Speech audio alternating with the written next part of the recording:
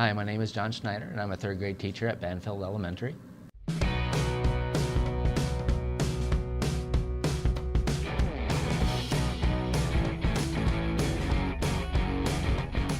The lesson we are going to take a look at today deals with QAR strategies and also using the QAR to help us predict what's going to happen in a story.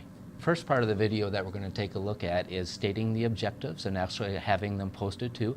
It's important for the students to know what they are going to learn that day. You can always look back to see the objectives also. Well, today, the skill that we're really going to be working on is working on predicting what's going to happen next. Also, we're going to kind of take a look and we're going to use our group talk, we're going to use our QAR strategies to also help us make predictions. What you're about to watch now is a quick review of QAR strategies and the type of questions that are involved with QAR. It helps the students really help understand the text.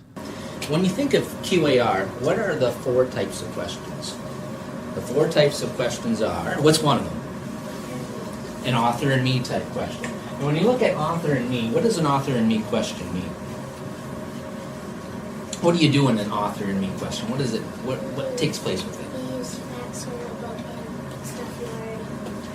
Yep, you use facts from the book and what you already know in your head to come up with a conclusion. What else is there? And on my own. What's an on my own question?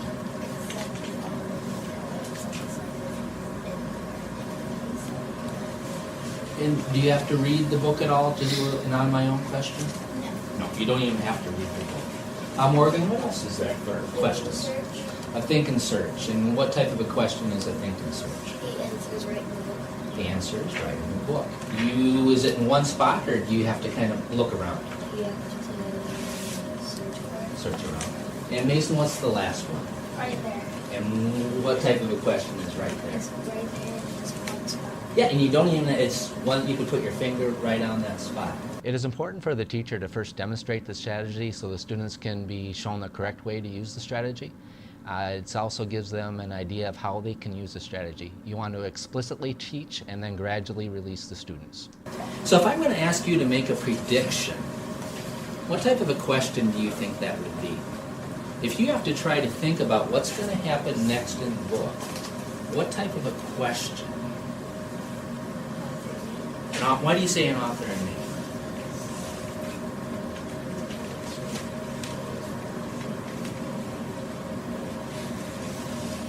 When you make a prediction, you think about what the author already wrote, and then you predict what's going to happen next. In the part that you're about to see, I purposely pair my students who they are working with.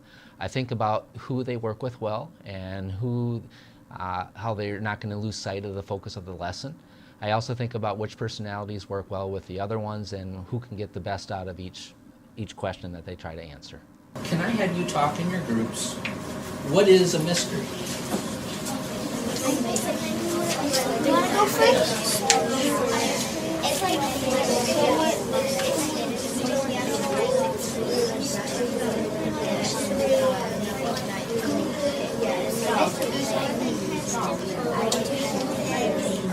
a mystery for me is like pretend like someone is lost. So there's some investigation to find for that lost person.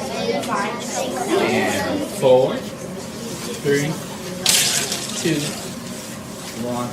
In this part, I want you to take a look at why it's important to give positive feedback and specific feedback.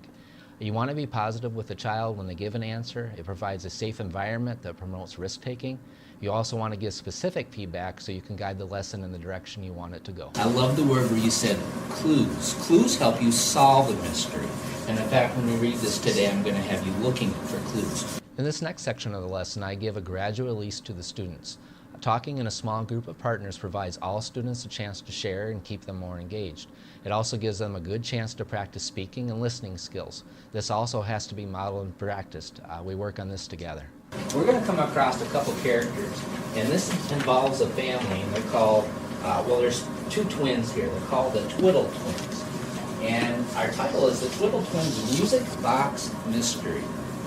So I want you to predict, what do you think the music box mystery is going to be about? Talk in your groups. I think it's gonna be a fun,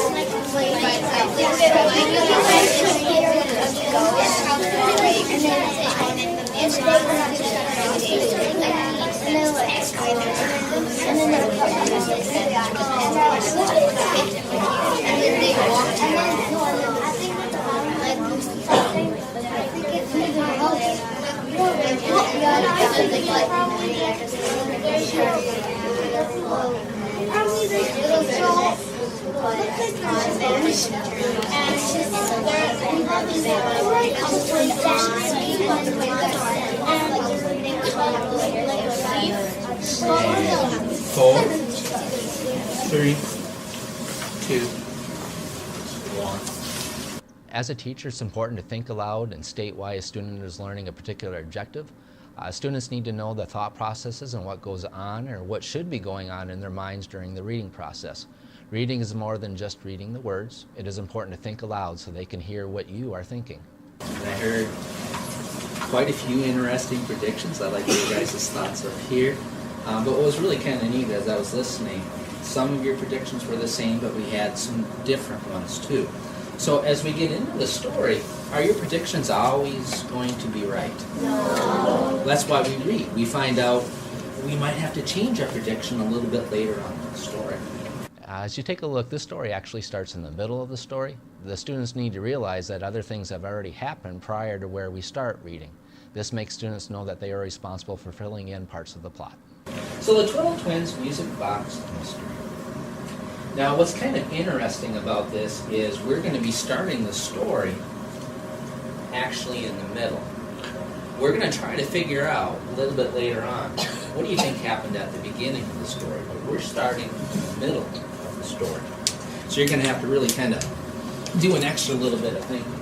Modeling vocabulary is also very important.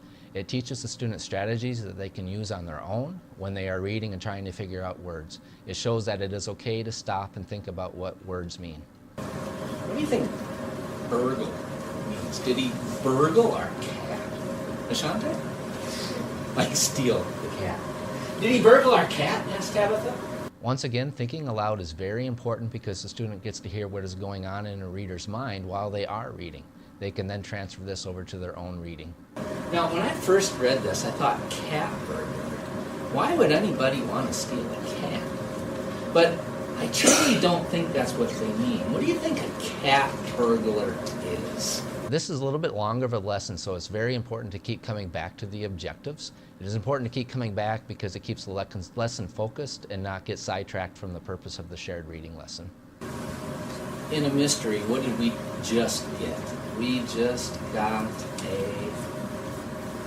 clue. We just got a clue. Maintaining a focus on the objective and providing a gradual release is important. We are about 9 minutes into the lesson now, and it's a good time to restate our objective.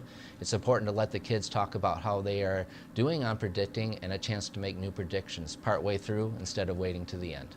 Now, I want you to think about it. At the very beginning, I asked you to make a prediction about what you thought the story was going to be about. We've picked up and we've learned some clues along the way. We've learned about, well, the music box is gone. A piece of coconut was left, half a banana, half a chocolate bar. It's a terrible mess. We know the burglar's initials. So in your group, I want you to talk about how close were you on your initial prediction, and then make a new prediction about what could possibly happen next. When the students do give their answers, it's important to have them back it up with evidence. Making the students back up their thinking requires the student to use more critical thinking and actually have a reason for their answer. When they have to back up their thinking, it becomes more of an author and me question. They have to take what the author gives them and then turn it into what they can come up with as an answer. Anybody want to volunteer some predictions, some thoughts as we figured out some clues so far? Let's go, Olivia. What do you think? I think it's a monkey. You think it's a monkey? Yeah. Now, what could possibly make you think that it's a monkey? It ate a banana and stuff, and it could have stolen like all the furniture and gone way down. It could be a zoo monkey, so its hat is JJ. JJ, maybe it came from a zoo, it had initials on it, where was that? It made a mess. Nut monkeys probably aren't the cleanest things. Bananas. All right. Nico, what are you thinking? Probably like a probably a pretty fast hedgehog mouse, and probably his name would be Jackie Chew. Oh, there we go. Emma, what are you thinking?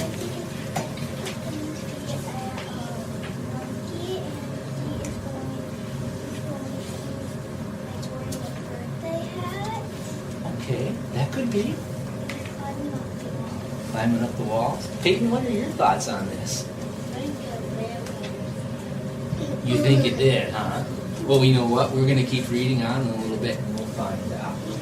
In this lesson, we're using a thinking map to help students create a visual design for their learning. By the use of the thinking map, students can visualize that we are in the middle of the story, and we also have to try and figure out what happened at the beginning. Now, like I said, this was in the middle of the story. At the very beginning, we're not sure what happened. So we can almost kind of, well, in a way, predict backwards what we think happened because we didn't know. So usually, and it kind of is going to be happening at night. It looks kind of dark. What do you think happened before they came downstairs and started looking at the big mess? What could possibly have happened before? Morgan? They heard a lot of noise. So let's go into this part.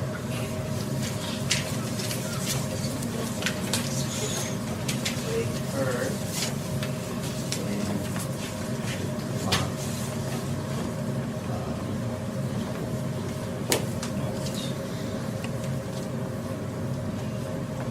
and I have actually read the beginning. You are correct. They did hear a lot of noise.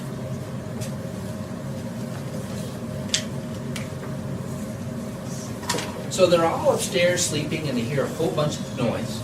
What do you think they did in order to, look where they're at now in the setting. They ended up downstairs. So what would they have to do?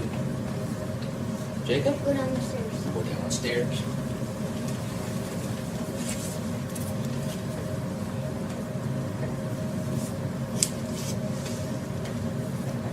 Now this part, they don't tell you, but I'm going to let you know because I think it's kind of important.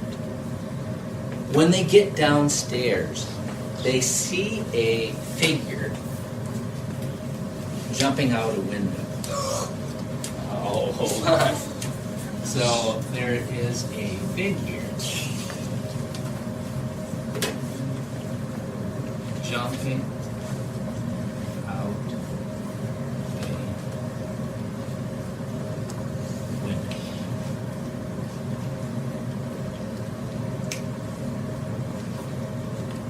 Now, with your group, you heard the middle part of the story.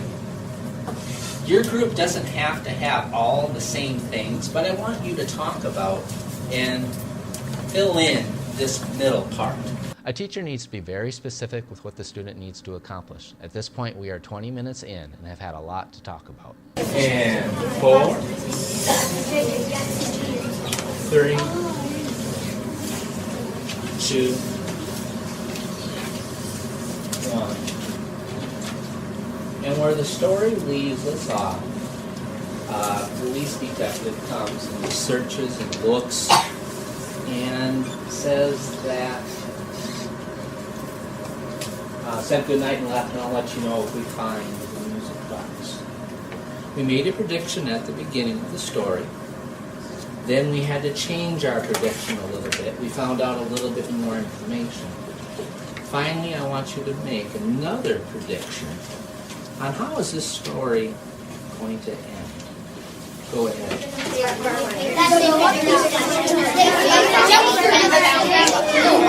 Careful with your voice though, so people can hear.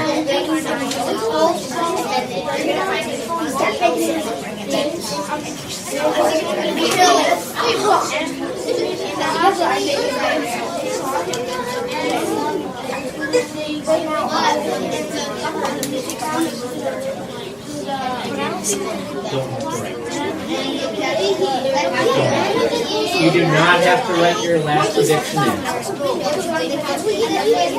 And 3,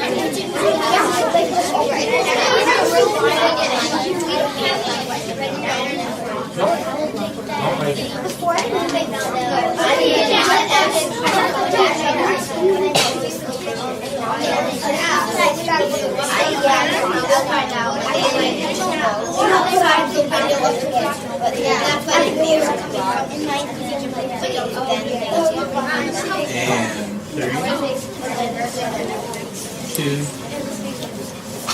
1, 0.